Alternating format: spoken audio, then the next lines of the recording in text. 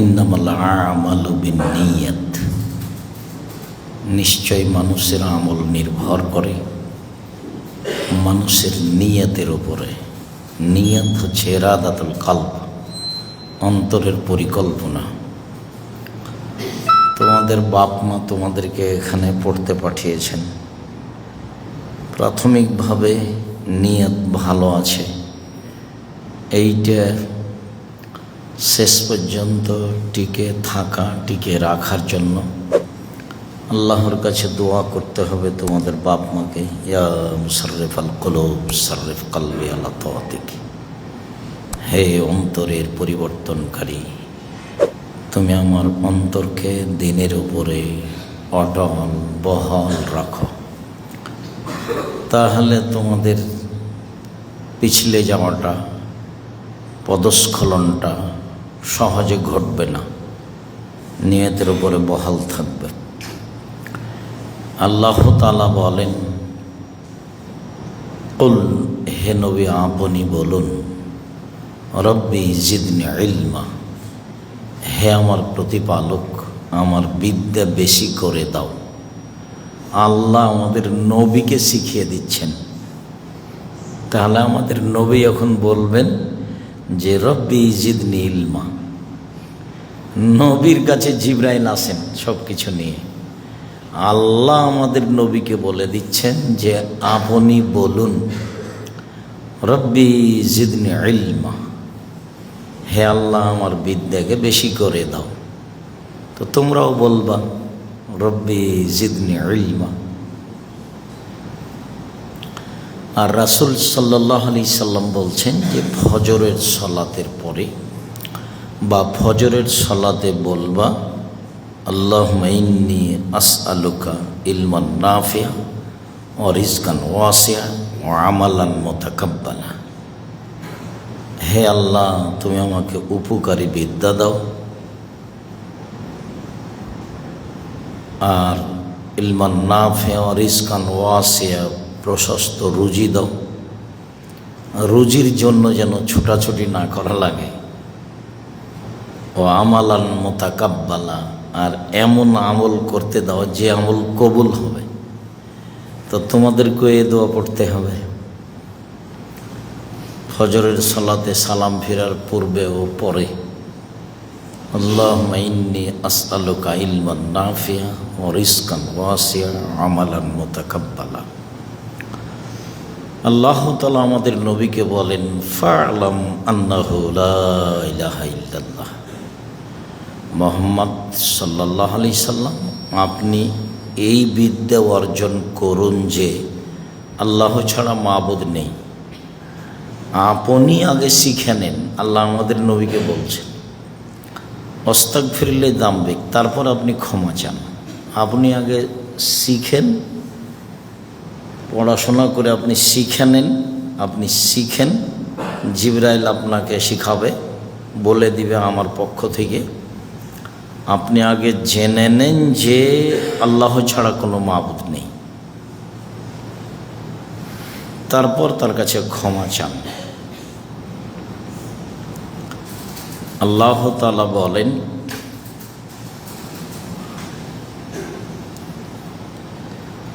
ফাসআলু আহলায যিকরি in কুনতুম লা তা'লামুন, তোমাদের জানা না থাকলে জানা মানুষের নিকটে জানো। মানে কোরআন হাদিস জানবে যারা, তাদের কাছে জানো, শিখো। শিখতে হবে জানা মানুষের কাছে। তোমাদের যারা শিখাবেন তারা হবেন বড় বড় আলেম, জ্ঞানে গুণে পরিপূর্ণ। মুসা আলাইহিস সালামকে আল্লাহ বললেন যে মুসা ফেরাউনের কাছে যাও। তো মুসা আলাইহিস সালাম বললেন, না আমি ভালোভাবে কথা বলতে পারি না, আমার একটু তোতলা ভাব আছে, আমি ভালো করে কথা বলতে পারি না, আমি যাব না। তো আল্লাহ বললেন যে ঠিক আছে, ওটা আমি ঠিক করে দিব। তুমি বলো রব্বি ইশরাহ লি সাদরি ওয়া ইয়াসসির লি আমরি ওয়াহলুল উকদাতাম মিন লিসানি ইয়াফকাহু কাওলি। হে আল্লাহ, আমার কাজকে সহজ করে দাও, তুমি আমাকে বুঝ দাও, আমার মুখে যে জড়তা আছে সেটা দূর করে দাও। বলতে থাকো, ঠিক হয়ে যাবে। তো মুসা আলাইহিস সালাম বলছেন যে না না, আমি যেতে পারবো না, আমি এক থাপ্পড়ে একটা মানুষকে মেরেছিলাম, গেলেই মারবে, আমাকে মারবে গেলেই। তখন আল্লাহ বলছেন আমি দেখব, আমি তোমার সাথে আছি, মারতে পারবে না, তুমি যাও। তখন মুসা আলাইহিস সালাম বলছেন আমি একাই যেতে পারবো না, একটার পর একটা অভিযোগ, একাই যেতে পারবো না, তাহলে আমার ভাইকে দিতে হবে। ঠিক আছে, তোমার ভাইকে দিলাম, তো বোঝাও। এখন দুই ভাই মিলে এসে মুসা আলাইহিস সালাম এসে ফেরাউনকে বলছেন যে বনি ইসরায়েলকে ছেড়ে দেন, স্বাধীনতা লাগবে, স্বাধীনতা ছাড়া কিছু করা যায় না, পড়াশোনার জন্য, থাকা খাওয়ার জন্য, নিজের সুবিধে স্বাধীনতা লাগবে। তখন ফেরাউন বলছে কি ব্যাপার, তোমাকে আমি শিশুকালে লালন পালন করিনি? ফেরাউন বলছে মুসা আলাইহিস সালাম, তুমি বহু বছর আমার মাঝে থাকোনি, তুমি যা করেছো তা করেছো, তুমি এক থাপ্পড়ে মানুষ মেরেছ, তুমি তোমার কর্ম করেছো, তুমি বড় অকৃতজ্ঞ। এই পর্যন্ত ফেরাউন বলল। তখন মুসা আলাইহিস সালাম বলছেন আমি যা করেছি তা করেছি, আমি তখন ভুল পথে ছিলাম, আমি এক থাপ্পড়ে মানুষ মেরেছি, আমি তখন ভুল পথে ছিলাম, তোমার হত্যার ভয়ে আমি দেশ ছেড়েছি, আমার প্রতিপালক আমার প্রতি দয়া করেছেন, আমাকে জ্ঞানে গুণে পূর্ণ করেছেন, আমাকে নবী করেছেন, দিনরাত চাইলে আল্লাহ দিয়ে দিবেন, তখন জ্ঞানে গুণে পূর্ণ হয়ে যাবা। আমি যা করেছি তা করেছি, আমি তখন ভুল পথে ছিলাম, তোমার হত্যার ভয়ে আমি দেশ ছেড়েছি, আমার প্রতিপালক আমার প্রতি দয়া করেছেন, জ্ঞানে গুণে পূর্ণ করেছেন, আমাকে নবী করেছেন, তুমি আমার প্রতি অনুগ্রহ করেছ, অনুগ্রহ করে তুমি খোঁটা দিয়েছ, এই সুবিধাই তুমি বনি ইসরায়েলকে দাস দাসীতে পরিণত করেছ, তুমি বড় উদ্ধত স্বৈরাচার, সীমা লঙ্ঘন করেছ।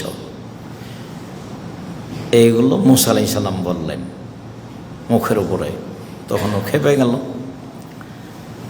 তো আল্লাহর কাছে চাইলে আল্লাহ জ্ঞানে গুণে পূর্ণ করে দিবেন, তো তুমি চাইবা। আল্লাহ তাআলা বলছেন অতিল কালাম সাল নাজিরুহু লিন-নাস লা ইয়াকুলু ইল্লাল আলিমুন। কত নিদর্শন আছে দুনিয়াতে। ডিম মুরগির পেটে থাকলে বাচ্চা বের হয় কিভাবে? আল্লাহ করে। তুদ গাছ যদি গরুতে খায় তাহলে গোবর হবে, তুদ গাছ যদি পলু পোকা খায় তাহলে রেশমি সুতা হবে, তুদ গাছ যদি হরিণ খায় তাহলে কুস্তরি হবে। এগুলো কে করে? আল্লাহ করে। অনেক নিদর্শন আছে আল্লাহকে চেনার জন্য। কে চিনবে? যারা আলেম মানুষ, কোরআন হাদিস জানে, তারাই চিনবে। কুল হাল ইয়াস্তাবিল আ'মা ওয়াল বাসীর আফালা তাতাফাক্কারুন। হে নবী, আপনি বলুন, অন্ধ যারা পড়াশোনা জানে আর যারা পড়াশোনা জানে না তারা কি সমান? চিন্তা ভাবনা করো না কেন? তো যারা পড়াশোনা জানে তারা চোখওয়ালা, আর যারা পড়াশোনা জানে না তারা অন্ধ। কোরআন হাদিসের পড়া। আল্লাহ তাআলা বলছেন ওমা ইয়াস্তাবিল আ'মা ওয়াল বাসীর। অন্ধ ব্যক্তি আর চক্ষুওয়ালা ব্যক্তি সমান নয়। অন্ধ ব্যক্তি হলো মূর্খ মানুষ, কোরআন হাদিস জানে না যে, আর চক্ষুওয়ালা মানুষ হলো শিক্ষিত যে। এই বেখেয়াল আছো, ঘুমাচ্ছ কেন? এইদিকে খেয়াল করো। খুব ভালো হয়ে প্রস্তুতি নিয়ে থাকো। আমি তো তোমার সাথে কথা বলছি, তুমি অমনোযোগী হচ্ছ কেন? আমার দিকে খেয়াল করে থাকো, তাহলে তোমাকে ভালো লাগবে। যে আল্লাহ বলছেন অন্ধ মানুষ আর চক্ষুওয়ালা মানুষ কি সমান? অন্ধ মানুষ যে কোরআন হাদিসের জ্ঞান রাখে না, আর চক্ষুওয়ালা মানুষ যে কোরআন হাদিসের জ্ঞান রাখে। তারপরে বলছেন ওয়ালা যুলমাতু ওয়ালা নূর, আলো আর অন্ধকার কি সমান? আল্লাহ বলছেন আলো আর অন্ধকার কি সমান? আলো হলো যারা কোরআন হাদিস জানে, আর অন্ধকার যারা কোরআন হাদিস জানে না। ওয়ালা যিল্লু ওয়ালাল হারুর, ছায়া আর রৌদ্র কি সমান? আল্লাহ বলছেন ছায়া আর রৌদ্র কি সমান? ছায়া যারা আলেম মানুষ, রৌদ্র যারা কোরআন হাদিসের জ্ঞান রাখে না, অন্ধ মানুষ। ওমা ইয়াস্তাবিল আহি ওয়াল আমওয়াত, মরা মানুষ আর জীবিত মানুষ কি সমান? যারা কোরআন হাদিস জানে তারা জীবিত মানুষ, আর যারা কোরআন হাদিস জানে না তারা মরা মানুষ। এটা আল্লাহ বলছেন। তাহলে তোমাদেরকে কোরআন হাদিস শিখাই লাগবে, এভাবে আল্লাহ বলছেন ইন্নামা ইয়াখশাল্লাহ মিন ইবাদিহিল উলামা, একমাত্র আল্লাহকে ভয় করে যারা আল্লাহকে চিনে জানে। অতএব আল্লাহকে চিনা জানার জন্য শিক্ষা অর্জন করতে হবে, জরুরি। আবু হুরায়রা রাদিয়াল্লাহু তাআলা আনহু বলেন রাসূল সাল্লাল্লাহু আলাইহি সাল্লাম বলেছেন ফজলুল ইলম খায়রুম মিন ফজলিল ইবাদা, বিদ্যার মর্যাদা ইবাদতের চেয়ে অনেক অনেক অনেক বেশি। তোমরা আলেম ওলামা বক্তাদের মুখে একটা কথা শুনেছ যে একটা মানুষ ৯৯টা মানুষকে হত্যা করে ও বাঁচার পথ খুঁজছিল। তখন একটা দরবেশের কাছে গেছে, রাহেব দরবেশ, মানে পড়াশোনা জানে না, এমনি তাসবিহ টিপে সুবহানাল্লাহ আলহামদুলিল্লাহ বলে, কিন্তু আল্লাহকে ভালোভাবে চিনে না। তো দরবেশের কাছে গিয়ে লোকটা বলছে যে আমি ৯৯টা মানুষকে হত্যা করেছি, আমার কি বাঁচার পথ আছে? তো দরবেশও তো পড়াশোনা জানে না। তখনও বলছে বহ, ৯৯টা মানুষকে হত্যা করার পরে আবার বাঁচার পথ, পাগলামি শুরু করেছ? এত বড় পাপী মানুষ আবার বাঁচার পথ পাবে? তখনও বলছে যে যখন বাঁচবই না তার তোকে রেখে কি হতো? মেরেছে। কয়টা হলো তাহলে? ১০০ হয়ে গেল।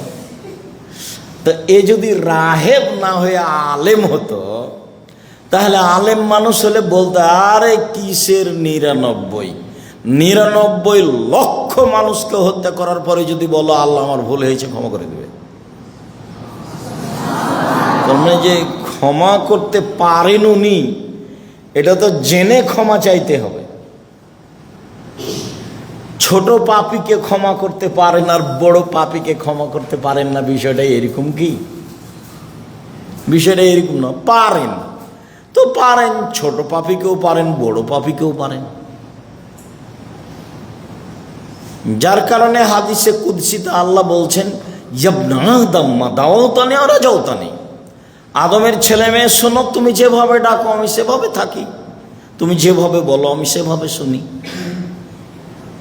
তুমি ক্ষমা চাইলে ক্ষমা করে দিয়ে আমি পারোয়া করি না তুমি কত বড় পাপী। তো রাহেব দরবেশ তো জানে না, আলেম মানুষ জানে। এই জন্য শিক্ষা অর্জন করতে হবে। আর রহমান আল্লামাল কোরআন, রহমান তিনি যিনি কোরআন শিক্ষা দিয়েছেন। হিফজ নয়, হিফজ শিক্ষা নয়। মানুষে নিন্দা না করলে আমি হিফজখানায় তুলে দিতাম প্রতিষ্ঠান থেকে। হিফজখানা হচ্ছে মানুষকে মূর্খ বানানোর একটা বড় পথ। হাফেজ মানে ওর হাঁটুর উপরে মেরে ওর হাঁটুর মালাই ফাটিয়ে দেখো অচল করে দিয়েছে, ওই জন্য ওর সমাজে চলতে না পারে। হিফজ হলো একটা আনুষঙ্গিক বিদ্যে। হিফজ ভালো থাকলে ও কোরআন হাদিস ভালো শিখতে পারবে। এখন হিফজ করার পরে আরও 16 বছর পড়তে হবে। তাহলে এদিকে পড়েছে 4 বছর আর ওদিকে 16 বছর, তাহলে কতদিন পড়তে হবে? 20 বছর। আর পড়া শুরু করেছে 5 বছর, তাহলে কতদিন লাগছে? 25 বছর। তো ইমাম আহমদ ইবনে হাম্বালের সমান হয়নি। ইমাম আহমদ ইবনে হাম্বাল 32 বছর বয়সে ছাত্র মুসান্নাফ আব্দুর রাজ্জাকের, 32 বছর বয়সে। ইমাম আহমদ ইবনে হাম্বালের মতো বড় মানুষ পৃথিবীতে কেউ জন্ম নেয়নি। সবচেয়ে গরিব মানুষ, 2 দিন 3 দিন 4 দিন বাড়িতে খাবার থাকতো না। পৃথিবীর ইতিহাসে সবচেয়ে গরিব মানুষ, সবচেয়ে বড় মাওলানা।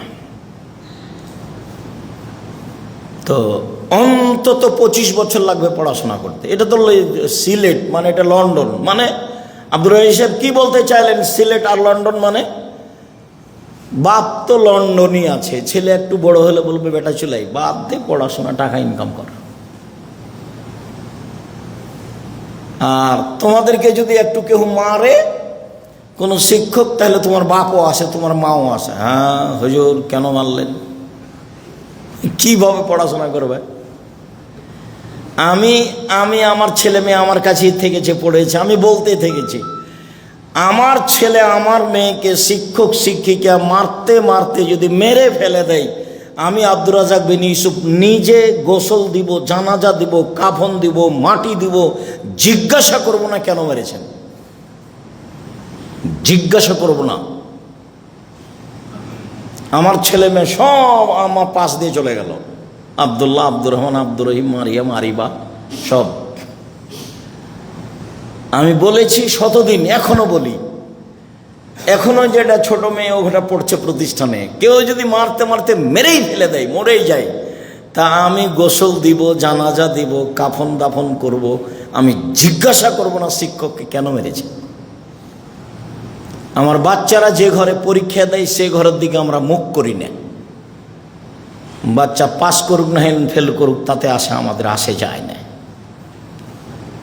আবদুল্লাহকে যখন মদিনা পাঠানো হয় তখন সব সাবজেক্টের নাম্বার কমানো হয়েছে। তো সবই সাবজেক্টে 99-এর 100 আছে। আর একটা সাবজেক্টে এই যে আকমালের শিক্ষক আব্দুস সামাদ সালাফি সাহেব আমার শিক্ষক, উনি দিয়েছেন 101 নাম্বার। তখন সবাই বলছে স্যার 101 নাম্বার কেমন হয়? তখন বলছে আরে শোনো, আমি আব্দুস সামাদ সালাফি আমার জীবনে যত খাতা দেখেছি সবচেয়ে এটা ভালো হয়েছে। তা আমি মনে করলাম যে নাম্বার তো আমি এর আগে 100 দিয়েছি, তো এখন কি করব? তো এর আগেও যদি 100 দিয়েছি, এখনও যদি 100 দিই তাহলে তো মানালো না। তখন আমি পদঘাট না পায়ে কী করেছি, 101 দিয়ে দিয়েছি।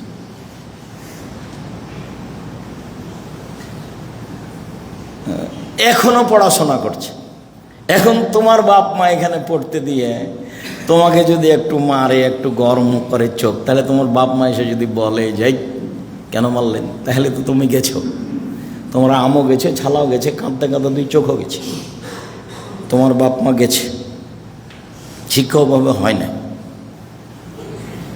তা আল্লাহ তাআলা বলছেন আর রহমান আল্লামাল কোরআন খালাকাল ইনসান আল্লামাহুল বায়ান।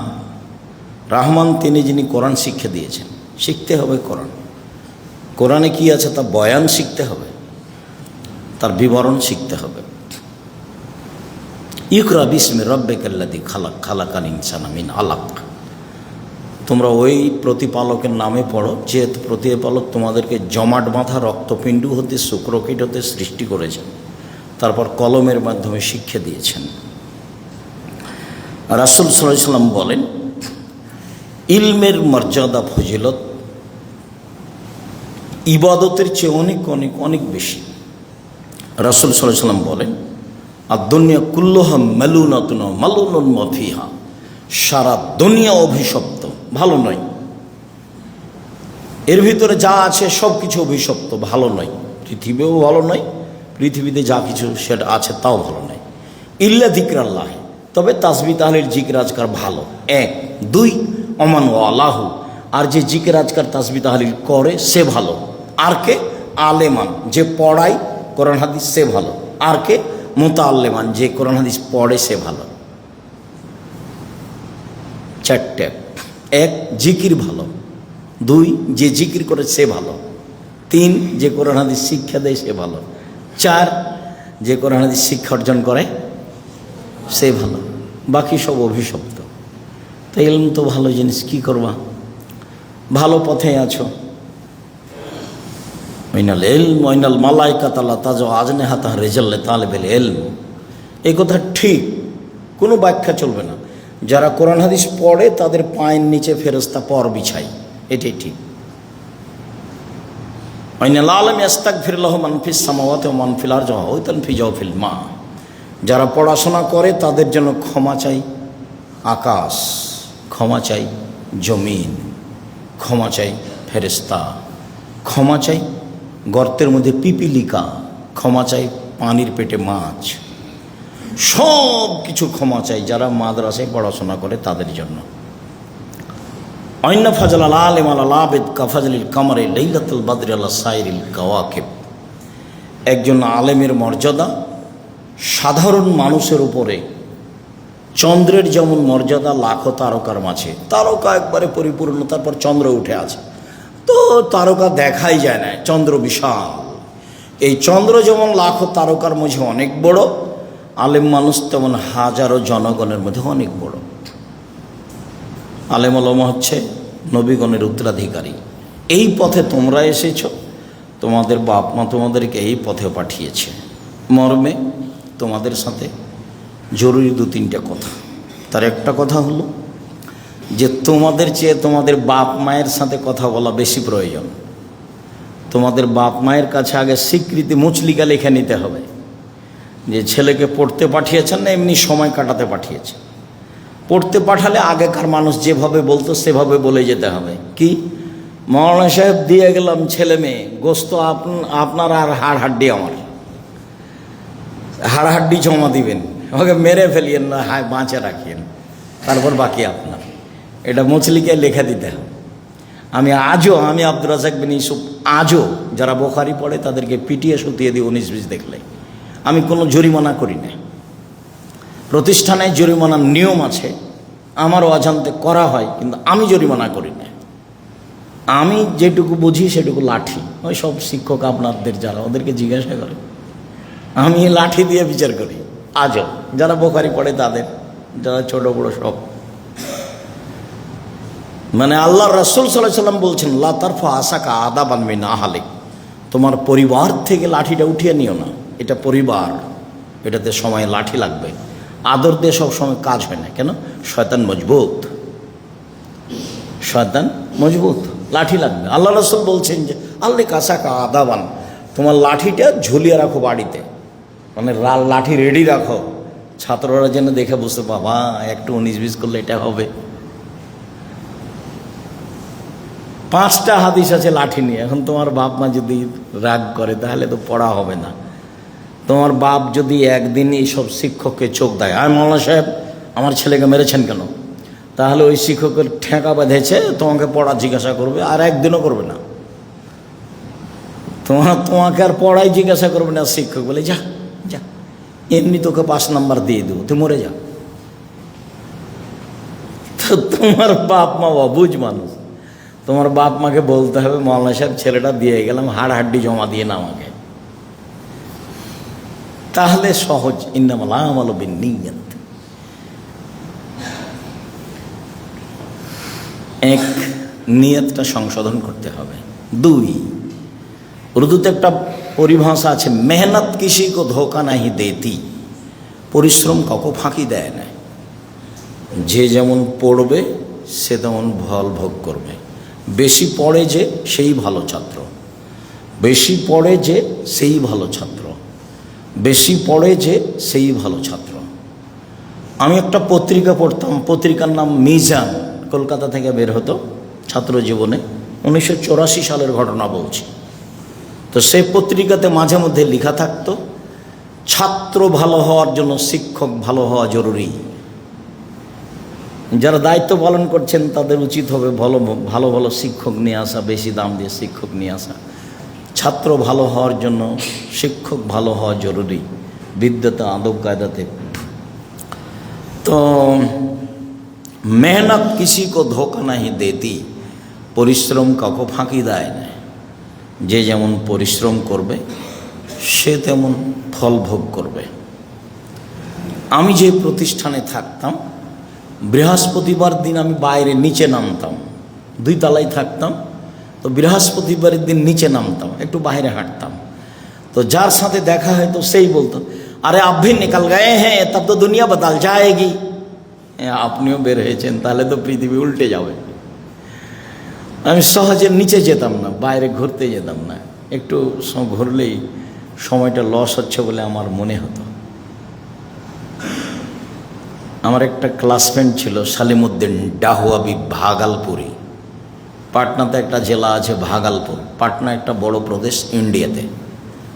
তো সেখানকার একটা ভাগালপুর জেলার আমার একটা ক্লাসমেট ছিল সালিমউদ্দিন ডাহুয়াবি, ভাগালপুরি। তো ও বলছে एक दिन, साथी जी मैं 6 महीना तक ये सोच रहा था कि आप इंसान हैं जिन हैं। साथी আমি 6 মাস পর্যন্ত ভাবছিলাম যে আপনি মানুষ না, আপনি জিন। ना मैंने आपको सोने देखा, ना मैंने आपको जागने देखा, ना मैंने आपको गुस्ल करने देखा, ना मैंने आपको कपड़ा साफ करने देखा, तो मैं सोचा कि ये जिन है। 6 মাস যাবত আমি ভাবছিলাম যে আপনি মানুষ না জিন। কেন? আপনাকে তো আমি গোসল করতেও দেখিনি, কাপড় পরিষ্কার করতেও দেখিনি, আপনাকে আমি ঘুমাতেও দেখি না, আপনাকে আমি ঘুম থেকে জাগতেও দেখি না। তা আমি মনে মনে বলি এ মনে হয় জিন। তো আমার পাশে থাকে আর বলছে আমি খুব ভয় করি যে এ মনে হয় জিন। তো ও তো আমার পরে ঘুমিয়েছে, কাজে আমাকে ঘুমাতে দেখেনি। আজান হয়েছে তখন আমি তার আগেই উঠেছি, কাজে আমাকে ঘুম থেকে উঠতে দেখেনি। তখন ছিল গরমের টাইম, আমি রাতে গোসল করতাম, এই জন্য গোসল করতে দেখিনি। গরমের টাইম কারণে রাতে কাপড় পরিষ্কার করতাম, কাপড় পরিষ্কার করতেও দেখেনি, সেই জন্য বলছে। তো যেটা এটা বলছি যে একটু পড়া বেশি লাগবে, না পড়লে হবে। আমার একজন শিক্ষক ছিলেন মুজিবুল গফফার আউলিয়াজি। তো দরজায় এসে বলতো আব্দুর রাজ্জাক বেহাসবে আলিফ। বাঙালিরা আব্দুর রাজ্জাক জায়ের পরে আলিফ আছে তো উচ্চারণ করে না। উনি আমাকে এইভাবেই বলতেন, আব্দুর রাজ্জাক বেহাসবে আলিফ, আব্দুর রাজ্জাক আলিফ বিলুপ্ত করে উনি টান দিয়ে বলতেন আব্দুর রাজ্জাক, কিন্তু বলতেন যে বাঙালিরা আলিফ উচ্চারণ করে না, এটা আমাকে বলতেন। তা আমি তাড়াহুড়া করে বের হয়েছি, স্যান্ডেলও পায়ে দিনি। তা আমি তার ঘরে গেছি, তা আমাকে বলছে হজরত আব্দুর রাজ্জাক যারা দের হো গই। তো আমি অবাক হতাম, কি ব্যাপার, আমি তো স্যান্ডেলই পায়ে দিনি, তাড়াহুড়া করে আসলাম, তবু দেরি হলো কোথায়। তা আমি বলতাম হজরত मैं इल्म की तरक्की नहीं समझता। আমি অভিযোগ করতাম, ওস্তাজি আমার বিদ্যা বেশি হচ্ছে কিনা এটা আমি বুঝতে পারি না। তা আমাকে বলতেন তোমারা নাখুন কিস तरह बड़ा होता है तुम्हें मालूम है, নখটা কীভাবে বড় হয় এটা কি বুঝতে পারো? তো আমি না, সেটা তো বুঝতে পারি না। नहीं मैं तो नहीं समझता কীভাবে बढ़ता है, क्या किस तरह बढ़ता है। তখন উনি বলছেন इल्म ऐसे ही बढ़ता है, अगर तुम ऐसे मेहनत करोगे, आपके जानिब से मेहनत जारी रहेगी, तो आप शाइखुल हादिस बन के रहोगे। परिश्रम থাকলে একদিন তুমি মানুষের কাছে শাইখুল হাদিস, হাদিসের পণ্ডিত হয়ে থাকবা। পরিশ্রম করলে মানুষ ফল ভোগ করবে। তোমরা আমার চেয়ে অনেক মেধাবী, তোমাদের মেধা অনেক ভালো, তোমরা অনেক ভালো ছাত্র, তোমাদের আমি অনেক ভালোবাসি, তোমাদেরকে আমি স্নেহ করি, তোমরা বড় আলেম হও, তোমরা দিনের বড় খাদেম হও, তোমাদের ইলমে বরকত দেখ আল্লাহ, তোমাদের রুজিতে আল্লাহ বরকত দেখ, তোমাদের আল্লাহ নিরাপত্তা দান করুক। যারা সানবিয়াই পড়ো বা নবম দশমে পড়ো, মাদ্রাসা তো উম্মিল করা, এটা তারকিব করো তো।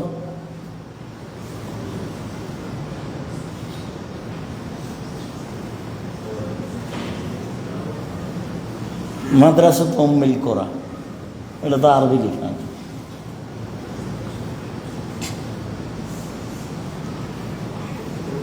উম্মুল কোরার এটা বাংলা করো তো দেখি। আমি তো প্রায় বলে ফেলেছিলাম।